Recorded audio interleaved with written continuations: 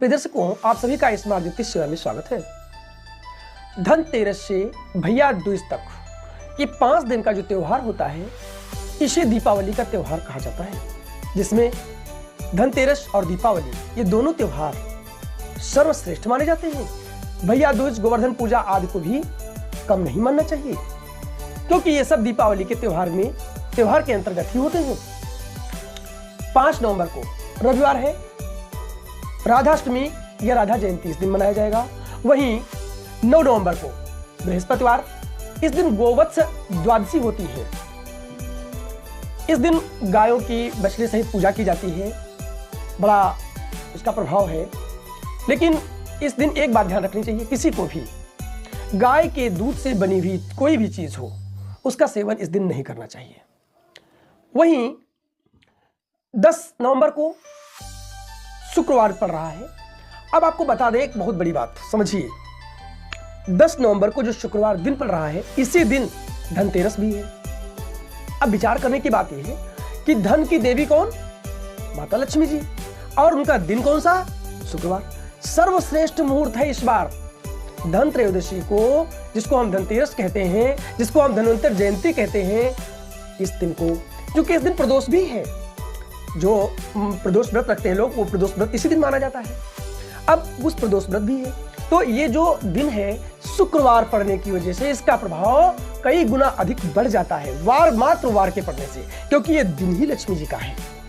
अब हम आपको बता दें, धन, ऐश्वर्य और सुख समृद्धि की कामना से किया जाने वाला ये धन त्रयोदशी का जो त्योहार है, जिसको हम माता लक्ष्मी और कुबेर का दिन भी मानते हैं, भगवान धन्वंतर का दिन भी मानते हैं, इस दिन सायंकाल में इनकी पूजा की जाती है।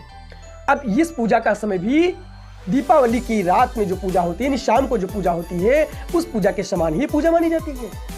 इसका समय भी स्थिर लग्न में ही बताया गया है। अब ये बात शायद आपको कोई न बताए, मैं आपको बता रहा हूं, और इसे भली भांति आप समझ लें कि धनतेरस के दिन शाम का समय जो होता है, जिसको हम स्थिर लग्न कहते हैं, क्योंकि स्थिर लग्न का ही महत्व होता है।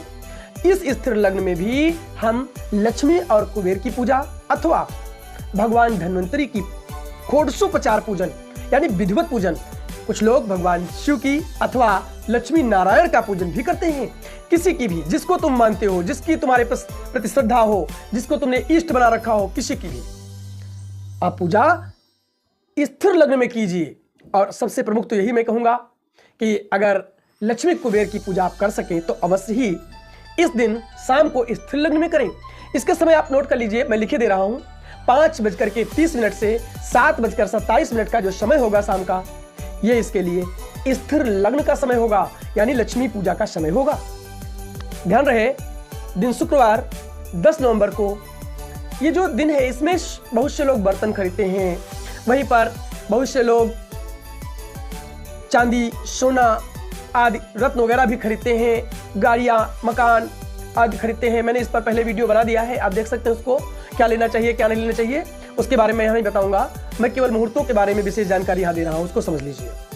तो इसमें जो हम प्रमुख रूप से लेते हैं, क्या लेना चाहिए, सबसे महत्वपूर्ण क्या है, तो आपको हम बता दें। इसके लिए हमें चांदी, सोना, तांबा आदि ये सबसे श्रेष्ठ माने गए हैं। वहीं लोहा, प्लास्टिक, कांच आदि को नहीं लेना चाहिए। बस एक साधारण सी बात बतानी थी, तो बता दी, शेष मैंने पूरा वीडियो बनाया है इस पर। इसके अगले दिन यानी नरक चौदस जिसको कहते हैं, चतुर्दशी, नरक चतुर्दशी भी बोलते हैं, उस दिन हनुमान जयंती भी इस दिन मनाई जाती है। अब देखिए, शनिवार है, सुंदरकांड का पाठ इस दिन करना बिल्कुल ना भूलें। शाम के समय आप दीपक जगा करके सुंदरकांड का पाठ करें, और इस दिन प्रातःकाल तिल और तेल अगर हो सके तो इससे मिश्रित या खाली तेल से ही, सरसों का जो तेल होता है वो तेल लगा करके अपने शरीर की मालिश करके, उपटन भी लोग लगाते हैं, उपटन लगा करके, और उसका मल जो होता है उसको घर के बाहर निकाल दिया जाता है। जिनके घर में आर्थिक तंगी का माहौल रहता है, आए दिन समस्याएं बनी रहती हैं, वो लोग नरक चतुर्दशी के दिन अपने घर के अंदर चारों कोनों में भी दीपक जगाते हैं। धन त्रयोदशी यानी धनतेरस के दिन 10 नवंबर की शाम को एक दीपक यमराज के निमित्त जगाया जाता है। इस दीपक को सभी को जगाना चाहिए, क्योंकि ये दीपक अनिष्टकारी यानी अनिष्ट को दूर करने वाला होता है। किसी प्रकार की चोट दुर्घटना अगर किसी के जीवन में होनी है तो उसे कहीं ना कहीं यमराज के निमित्त जो दीपदान किया जाता है, इनकी कृपा से वो दुर्घटना हट जाती है, उससे बचत होती है, उससे रक्षा होती है। इसमें घर के मुख्य द्वार पर शाम के समय दक्षिण मुखी सरसों के तेल का दीपक रुई की बत्ती बना करके, और ये दीपक यमराज के निमित्त यानी यमदेव का नाम लेते हुए उनको ये दीपदान दिया जाता है कि हे यमराज, हम ये दीपक जगा रहे हैं, आपके नाम से इसका दान कर रहे हैं, यानी दीपदान कर रहे हैं, आप इसे स्वीकार करें और हमारे घर में सभी पर अपनी कृपा बनाए रखें। आकस्मिक दुर्घटना, आकस्मिक कोई परेशानी, बीमारी, बाधाएं जो भी हैं, उन सबको दूर करने की कृपा करें, ये प्रार्थना की जाती है। अब आते हैं 12 तारीख दीपावली का दिन। दीपावली का दिन जो है ये प्रदोष रात्रि और अमावस्या दोनों मिल जाने की वजह से 12 तारीख को ही मनाई जाएगी। और इस दिन दीपावली का त्यौहार हर घर में यानी घर घर में बड़ी धूमधाम से मनाया जाता है। दीपक जगाए जाते हैं, बहुत सारे गोले पटाखे दगाए जाते हैं, लोग बड़े चारों तरफ खुशियां दिखाई देती हैं। ध्यान रहे, ये सावधानी का समय है।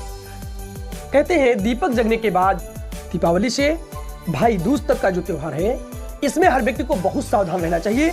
चोट चपेट लगना, किसी प्रकार का नुकसान होना, किसी प्रकार की कोई अन्य समस्याएं आ जाना, इनसे बच के रहना चाहिए। बच्चों का बहुत ध्यान रखना चाहिए, क्योंकि ये 1 साल के लिए फिर उसके लिए अनिष्टकारी ही हो जाता है। ध्यान रखें, प्रभु की शरण में रहें, कोई दिक्कत नहीं होती, मालिक से प्रार्थना करते रहें। और शाम के समय लक्ष्मी पूजन। दीपावली पर मेरा अगला प्रोग्राम देखिएगा, मैं पूरा विधिवत बताऊंगा, क्योंकि उसमें मैंने मंत्र सिद्धियों का भी वर्णन किया है, कौन से मंत्र सिद्धि और कितने टाइम करना, वो सब। दीपावली का प्रमुख पूजन मुहूर्त क्या है, वो सब हम दीपावली का जो हमारा अगला प्रोग्राम है उसमें आपको सब मिल जाएगा।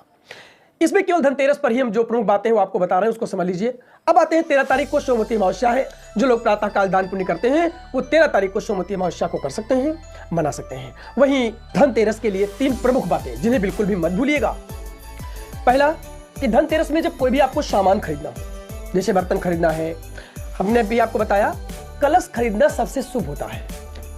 कहते हैं धनतेरस के दिन समुद्र मंथन जो हुआ था, उसमें से भगवान धन्वंतरी हाथों में कलश लिए हुए प्रकट हुए थे। यहां तक कि हीरा रत्न जड़ित वो कलश बहुत ही इस संसार की शुभता के लिए था, उसमें अमृत भरा हुआ था। अब आपको बता दें, इस दिन जो लोग शुभ धातु का यानी जैसे तांबा है, पीतल है अथवा कांसा है, इनमें से कोई भी धातु, इसका अगर कोई कलश खरीद लीजिए तो सबसे शुभ माना जाता है, सर्वश्रेष्ठ माना जाता है। लेकिन ध्यान रहे, भूलिएगा नहीं, अगर आप कलश खरीद रहे हैं या कोई भी बर्तन खरीद रहे हैं तो उसे भूल करके भी घर में खाली ना लाएं। आप क्या करेंगे, जैसे या तो आप उसमें चांदी का सिक्का ले रहे हैं, चांदी की कोई अन्य चीज ले रहे हैं तो उसको रख लीजिए, या एक चम्मच रख लीजिए और चम्मच के साथ उसमें कोई मीठी चीज यानी मीठा प्रसाद आप अवश्य रख करके घर में लाएं, कोई भी पात्र हो, ठीक है।